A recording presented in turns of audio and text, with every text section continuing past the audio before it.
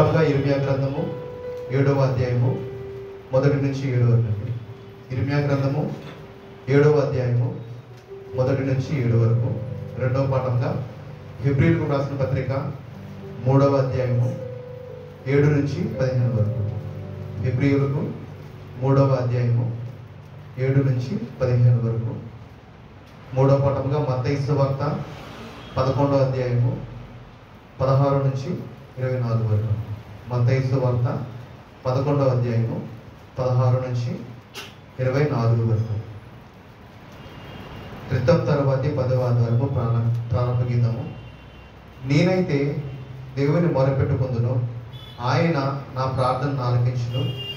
వారు నా మీదికి రాకుండానట్లు సమాధానము కలుగజేసి ఆయన నా ప్రాణమును విమోచించి ఉన్నాడు.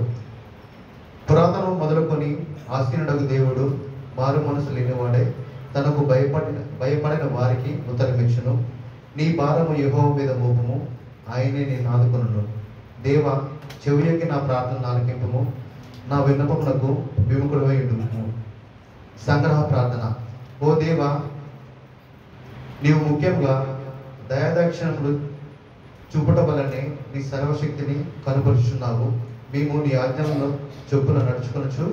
నీవు దయతో మాకు వాగ్దానము చేసిన వాటినన్నింటినీ పొంది నీ పరలోక భాగ్యమందు పాలువారమగినట్లు నీ కృపను అత్యధికంగా అనుగ్రహించమని నీతోనూ పరిశుద్ధాత్మతోనూ సదా ఏకదేవుడై యుగయుగములు జీవించుచు పరిపాలించుచు నుండు నీ కుమారుడును మా ప్రభువునైన యేసుక్రీస్తు ద్వారా వేడుకొనుచున్నాము. ఆమేన్. ఉద్గమన గీతము. యెహోవా, ఒకడు తన కంటి పాపను కాపాడుకున్నట్లు నన్ను కాపాడుము. నీ రెక్కల నీడ క్రింద నన్ను దాచుము. నీ సన్నిధి నుండి నాకు తీర్పు వచ్చును గాక. నీ కనుదృష్టి న్యాయంగా చూచును. హల్లెలూయా, హల్లెలూయా. నా దేవా, నా శత్రువుల చేతుల నుండి నన్ను తప్పింపుము. నా మీద పడు వారికి చిక్కకుండా నన్ను ఉద్ధరించుము. హల్లెలూయా.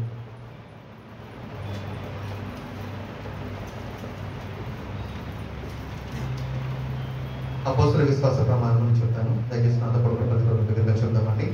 నేను పరలోకమును భూలోకమును సృష్టించిన సర్వశక్తి గల తండ్రి అయిన దేవునిని నమ్ముచున్నాను. ఆయన జనితైక కుమారుడును మన ప్రభువునైన యేసుక్రీస్తును నమ్ముచున్నాను.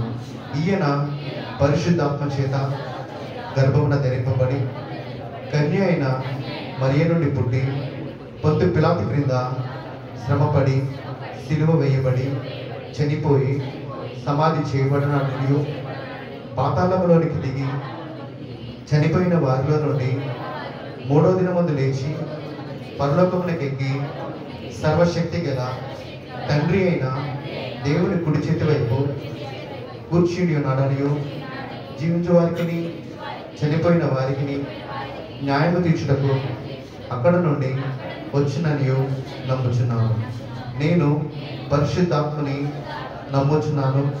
పరిశుద్ధ క్రైస్తవ సంఘమును, పరిశుద్ధుల ఐక్యమును, పాప పరిహారమును, శరీర పునరుద్ధానమును, నిత్య జీవమును ఉన్నవని నమ్ముచున్నాను.